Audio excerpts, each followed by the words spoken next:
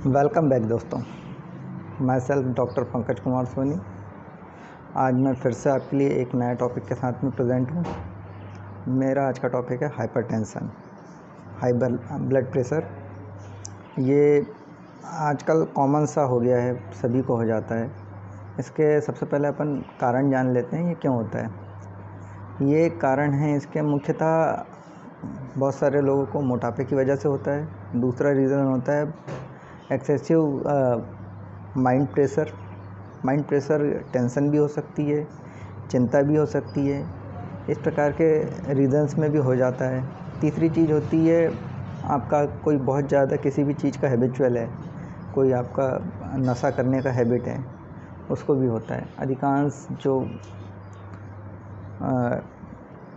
मतलब अल्कोहलिज्म होते हैं और आपके बीड़ी सिगरेट इस तरीके से जो आपके धूम्रपान करने के शौकीन होते हैं, उनके साथ में ये समस्याएं अधिकांश मिलती है। और इसको क्या करना चाहिए, किस तरीके से कंट्रोल करना चाहिए, इसके विषय में आज अपन चर्चा करेंगे। सबसे पहली बात होती है जो कारण है उसको हटा देना। अगर बाई चांस आप जानते हैं कि आपको हाइपरटेंशन जो है किस वजह से, अगर आप नहीं समझ पा रहे हैं तो अपने डॉक्टर से जाके कंसल्ट करें। उसके बाद में आपको रीज़न पता चल जाएंगे। आप कोशिश करें कि उन कारणों को दूर करने की कोशिश करें, तो काफ़ी हद तक क्या आपका जो हाइपरटेंशन का प्रॉब्लम है वो सॉल्व हो सकता है। बट आप अगर वैसा नहीं कर पाते हैं तो आपको सबसे फर्स्ट ये करना होगा कि अपने कारणों को तो दूर करना है। जैसे अगर कोई अल्कोहल का हैबिचुअल है तो वो धीरे धीरे अपने अल्कोहल की आदत को कम करें। कोई धूम्रपान करने का हैबिट वाला व्यक्ति है तो वो अपने धूम्रपान की हैबिट को कम करें।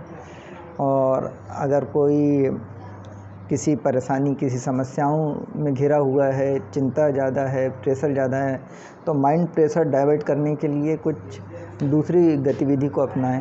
किसी कंसल्टेंट से मिलें, और अगर कंसल्टेंट से नहीं मिल सकता है तो सबसे अच्छा बेहतर ऑप्शन होता है मंदिर।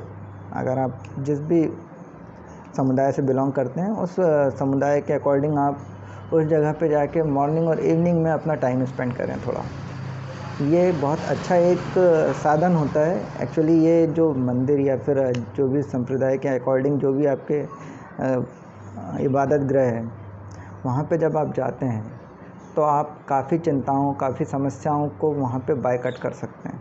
तो ये आपका एक प्लस पॉइंट होगा कि आप उस जगह पे टाइम स्पेंड करें। आप कम से कम आधा घंटा से 1 घंटे का टाइम वहाँ पे स्पेंड कर सकते हैं तो बहुत अच्छा होगा आपके लिए। वो आपको अरेंज करना होगा कि आप किस तरीके से और किस समय पे आप अपना टाइम वहाँ पे दे सकते हैं। आपका माइंड कन्वर्जन का, जो माइंड कन्वर्ट करने का जो काम है, जो चिंताओं से मुक्त होने का जो काम है, वो वहाँ पे काफ़ी हद तक के हो सकता है।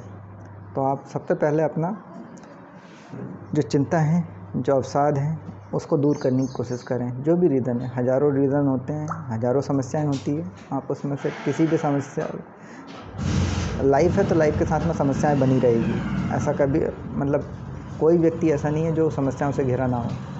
तो वह अपनी समस्याओं का निराकरण इस तरीके से कर सकता है कि वो इन जगह पे जाके मन को संतुलित करें, शांति के साथ बैठें, थोड़ा ध्यान लगाएं। जिस भी तरीके से आप कर सकते हैं वहाँ पे अपने आप को निश्चिंत करने का काम करें। ये हो गया चिंता से संबंधित अगर कोई आपको परेशानी है तो।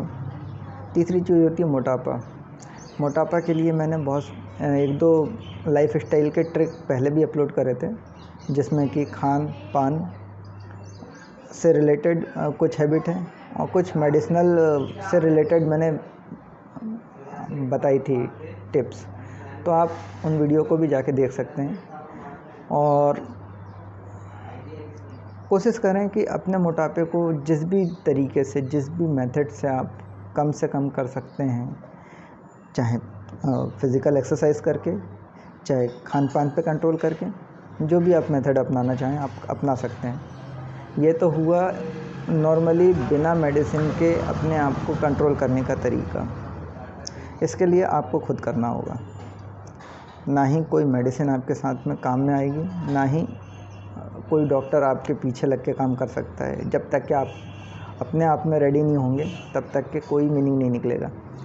तो फर्स्ट ऑफ ऑल हाइपरटेंशन से बचने के लिए जितने भी उसके बेसिक रीज़न्स है उसको कम करने की कोशिश करें। उसके बाद में नेक्स्ट प्रोसेस आती है मेडिसिन की। कई कंडीशन होती है कि मेडिसिन के बिना कंट्रोल नहीं होता है। एक तरीके से अगर आपके बॉडी में कोलेस्ट्रॉल की मात्रा बहुत ज़्यादा है, आपकी नसों में तनाव बहुत ज़्यादा है, आपकी नसें अंदर से संकुचित हो चुकी है, उस कंडीशन में हाइपरटेंशन आपका बना रहेगा। तो उसको तो रिमूव करना या फिर मेडिसिन की आवश्यकता आपको पड़ेगी, तो आपको मेडिसिन लेना होगा। विदाउट मेडिसिन लिए आप रिकवर नहीं हो सकते हैं।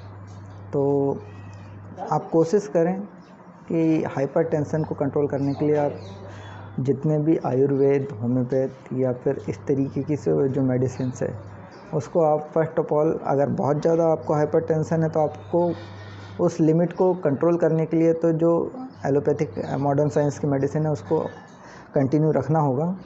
बट कोशिश करें कि जिस समय हम अवॉइड कर सकते हैं मेडिसिन, उस समय पे हम आयुर्वेद की मेडिसिन कंटिन्यू रखें और रेगुलर आयुर्वेद की मेडिसिन कंटिन्यू रखें। और जब बहुत ज़्यादा आवश्यकता पड़े तब आप मॉडर्न साइंस की मेडिसिन को ले सकते हैं, ताकि आपको इमरजेंसी कंडीशन में ना जाना पड़े। अब इमरजेंसी कंडीशन क्या हो सकती है उसके विषय में मैं बता देता हूँ। कल शाम का एक केस है, मेरे सामने एक पेशेंट आया था जो कि अप्रॉक्सीमेटली 55 से 60 ईयर का एज क्राइटेरिया में था उसका। और उसकी हिस्ट्री मैंने जब लिया, मैं इमरजेंसी में ही उसको देखने गया था, हिस्ट्री लिया तो मुझे जानकारी मिली कि जैसे बहुत ज़्यादा वो गांजे का और शराब का सेवन करते हैं।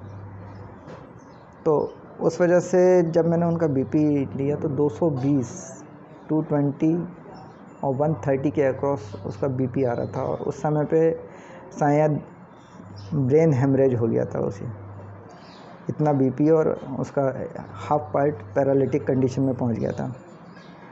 तो लोग कहते हैं कि नशे से हमको कुछ नहीं होता, या हम इतने सालों से कर रहे हैं कोई फ़र्क नहीं पड़ता।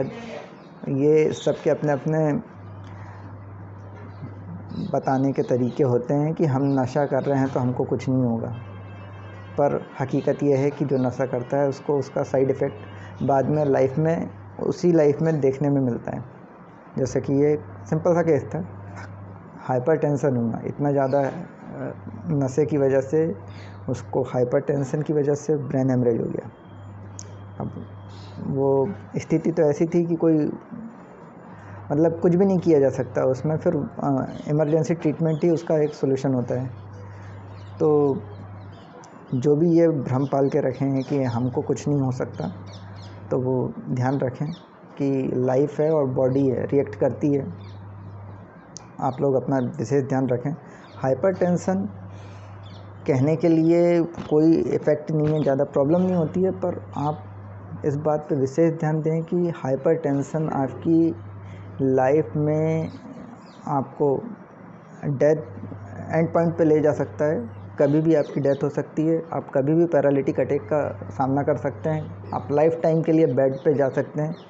ये बहुत छोटी सी चीज़ है, पर अगर इसका ध्यान नहीं रखें तो इसके परिणाम बहुत घातक होते हैं।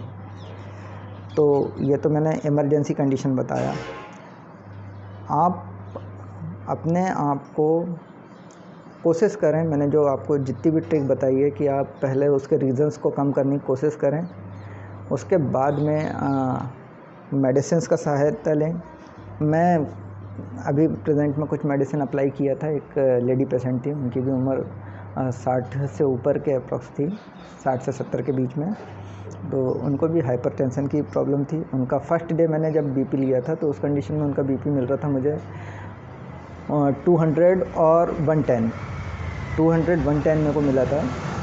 और मैंने उनको कुछ मेडिसिन अप्लाई करी, इलेक्ट्रोहोम्योपैथी के EH की मेडिसिन उनको अप्लाई की। मैंने दिन में 4 टाइम उनको मेडिसिन अप्लाई की थी और कहा था कि इमरजेंसी में वो मॉडर्न साइंस की मेडिसिन अप्लाई करें।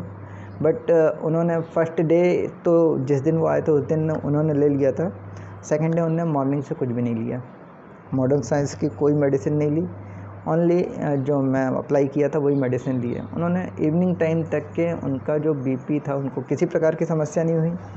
और शाम को जब मैंने रूटीन चेकअप के दौरान उनका बीपी लिया तो उस कंडीशन में मुझे उनका बीपी 130/90 मिला, यानी कि इतना तो उनका जो नॉर्मल मेडिसिन वो रेगुलर लेते थे उससे भी कंट्रोल नहीं रहता था, बट इस मेडिसिन से उनको इतना बेनिफिट मिला था। तो आप इस मेडिसिन को, आयुर्वेदिक मेडिसिन को ले सकते हैं। इमरजेंसी ड्रग के तौर पे एलोपैथिक मेडिसिन आप इस्तेमाल करें, उसको छोड़ें ना, क्योंकि मैंने बताया है हाइपरटेंशन कितना ख़तरनाक होता है। तो ध्यान रखें। और आज के लिए ये छोटा सा टॉपिक मैं आपके सामने लेके आया था।